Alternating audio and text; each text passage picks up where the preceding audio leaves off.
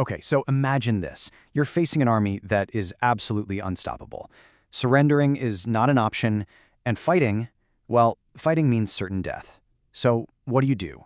Today we're diving into an incredible ancient story about a group of people who, with their backs against the wall, came up with one of the most brilliant and audacious lies in history, all just to survive.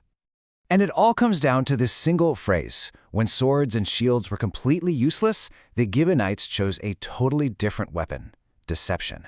And look, this wasn't just some clever little trick. This was their only hope. A desperate all-or-nothing gamble that was either going to save their entire nation or seal its doom. So, just how bad was it? What was this storm they were facing? Well, picture this. Joshua and the Israelite army are on a relentless conquest. The famous walls of Jericho? They've already fallen. The city of Ai? It's been reduced to a pile of rubble. And word of these victories is spreading like wildfire. For the local kingdoms, this isn't just news about a war. It's basically a death sentence heading their way.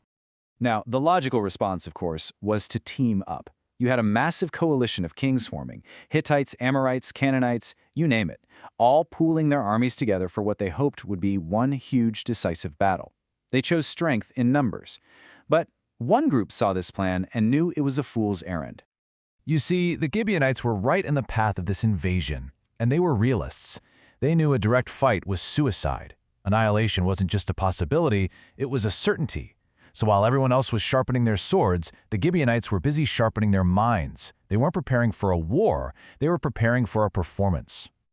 Their whole strategy was to forget the battlefield entirely and step onto the stage. They were about to put on this incredibly elaborate deception, where every single prop, every line of dialogue, and every gesture was planned down to the smallest detail. Their goal wasn't to defeat an army, but to completely fool its leaders. And their plan, honestly, was a masterclass in psychological warfare. First step, disguise themselves as ambassadors from a really distant land. Why? So the Israelites wouldn't see them as a local threat that needed to be eliminated. But a story isn't enough.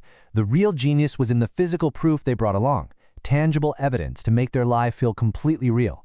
The final step? Use that lie to lock in a binding treaty. And the level of detail here is just incredible. They totally understood that a good lie has to be shown, not just told. So they made their supplies look ancient. Their sacks were all threadbare and worn out. Their wineskins were old, cracked, and looked like they'd been clumsily repaired on the road. Every single item was a prop designed to sell the illusion of a long, hard journey. Their own appearance was part of the costume. They wore patched-up sandals and ragged clothes, making themselves look like men who had just walked across half the known world.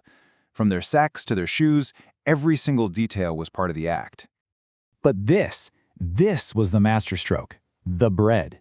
They claimed it was piping hot from the oven right when they started their journey. But now, it was dry and covered in mold. What better proof of a ridiculously long journey is there than spoiled food? It was physical, you could touch it, you could see it, and it was perfectly calculated to be undeniable. And so, the stage is set. The Gibeonite delegation in full costume arrives at the Israelite camp.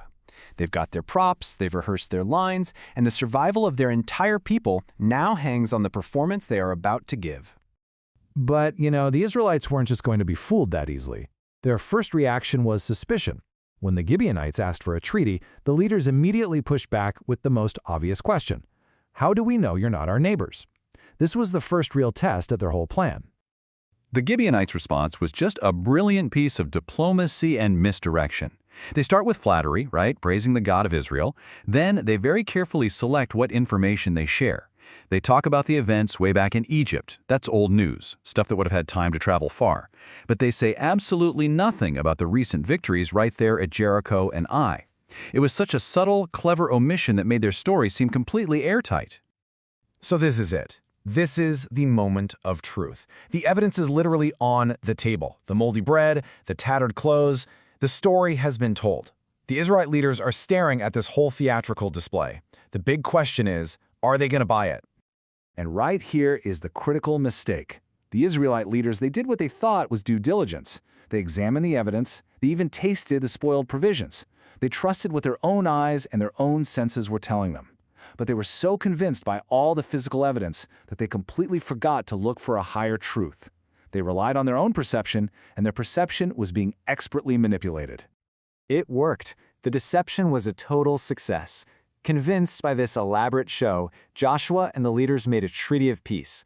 And they didn't just shake on it, they sealed it with a sacred, unbreakable oath, guaranteeing the Gibeonites' safety. Against all odds, the ruse had actually paid off. They had just secured their survival. But a lie of this magnitude, it has a really short shelf life. The story now shifts to the immediate aftermath, where this carefully built reality starts to shatter, and with shocking speed.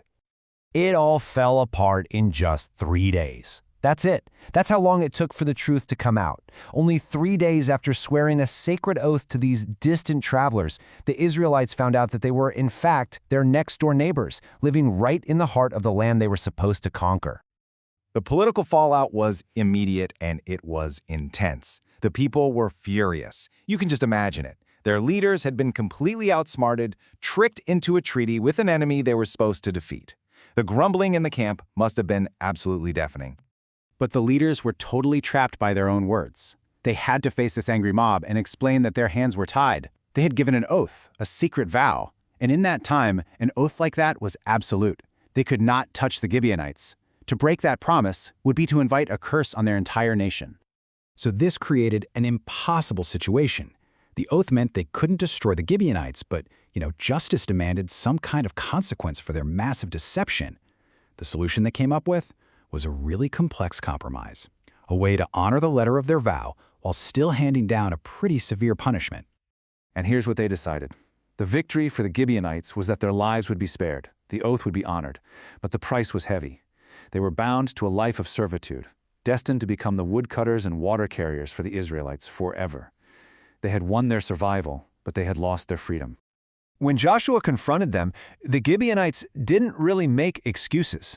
They gave a powerful and very honest justification for what they did. It all boiled down to the most basic human instinct, the will to survive. They said, "We feared for our lives," and that fear drove them to do it. So in the end, Joshua did honor the oath, and he protected the Gibeonites from being killed by the angry crowd. But their brilliant ruse came with a permanent, generation-spanning consequence. It created a new, subservient role for their people in this new world. They won their lives, but it cost them their autonomy. And this really leaves us with the story's central, thorny question, one that's just as relevant today. Is a promise that was extracted through a lie still a promise you have to keep? The Israelites decided it was, binding them to the very people who had tricked them. It's a fascinating dilemma, and it really makes you think about where honor ends and survival begins.